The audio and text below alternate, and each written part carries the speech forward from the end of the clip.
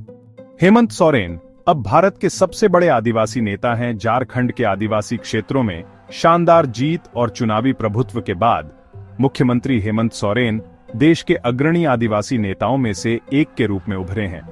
राज्य में 81 विधानसभा क्षेत्र होने के कारण सोरेन ने लगभग 90 रैलियों को संबोधित किया था, जो चुनाव अवधि के दौरान एक दिन में लगभग 3 रैलियों के बराबर है, जो राज्य के अधिकांश क्षेत्रों को कवर करती है।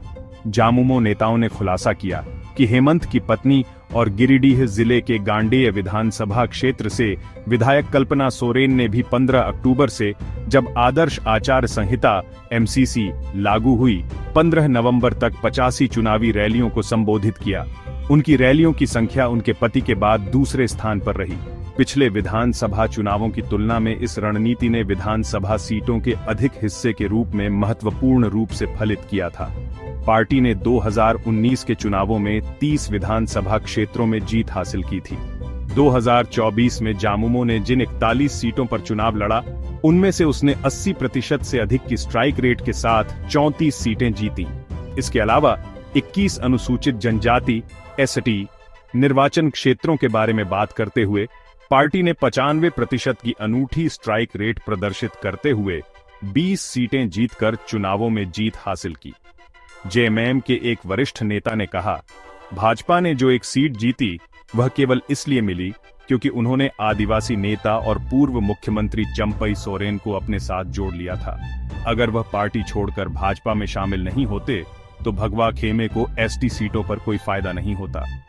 झारखंड चुनावों की देखरेख कर रहे एक वरिष्ठ कांग्रेस नेता ने कहा, यादव और महतो सहित ओबीसी मतदाताओं का एक महत्वपूर्ण हिस्सा बनाते हैं, जबकि उच्च जातियां, मुख्य रूप से ब्राह्मण और ठाकुर, राजनीतिक परिदृश्य पर हावी हुआ करते थे। हालांकि पिछले 2 वर्षों में हेमंत सोरेन ने कई प्रभावी योजनाएं लागू की हैं, जो लोगों के लिए फायदेमंद रही हैं। उन्होंने कहा, आदिवासी क्षेत्रों में भाजपा के सफाये का एक प्रमुख कारण उनका अभियान था, जिसने आदिवासियों में डर की भावना पैदा की थी। उन्होंने घुसपैठियों के खिलाफ बात की, लेकिन आदिवासियों को लगा कि घुसपैठियों के नाम पर वे समुदाय को हाशिए पर डाल सकते हैं। राज्य की आबादी में आदिवासी आबादी 26% है और 15% ईसाई और मुस्लिम समुदाय हैं, जो रणनीतिक मतदाता बन गए हैं और भाजपा के खिलाफ वोट करते हैं। वे मतदाताओं का 41% हिस्सा है और इस समूह के भारी बहुमत ने INDI गठबंधन को वोट दिया। राज्य के एक राजनीतिक विशेषज्ञ ने कहा, झामुमो जमीन पर इस तरह काम कर रहा था जैसे उन्हें पता हो कि अगर वे यह चुनाव हार गए तो वे कभी सत्ता में नहीं आ पाएंगे।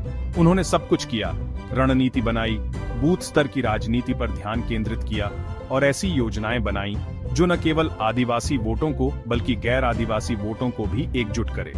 दूसरी ओर कांग्रेस ने झामुमो का अनुसरण किया, जिसके कारण उन्हें चुनावी मैदान में बढ़त मिली और वोट मिलने लगे। महाराष्ट्र में कोई भी ऐसा नेता नहीं था जो गठबंधन के सहयोगियों को एकजुट कर सके। सभी स्वतंत्र रूप से काम करते दिखे। यही वहां हार का कारण था।